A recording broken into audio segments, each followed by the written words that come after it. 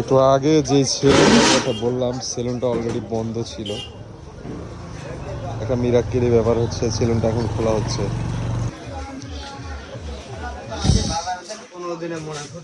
খুব ভালো। এই যে ভাঙাচোরা চরিত্রের সেলুন, ঠিক আছে, সেলুনটা আমি স্মৃতিস্বরূপ আজকে ভিডিওর মধ্যে রেখে দিলাম।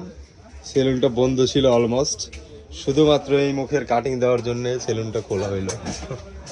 কোনো প্রকারের সন্দেহ নাই, ঠিক আছে। অনেক কাজ রাখি, অনেক অনেক হচ্ছে। এই যে আমার ফেসের দাড়িগুলোর অবস্থা, খুব ফ্যান ট্যান দিয়ে একটা ভাঙাচুরি। পাশে একটা চকচকা সেলুন আছে, ওই যে।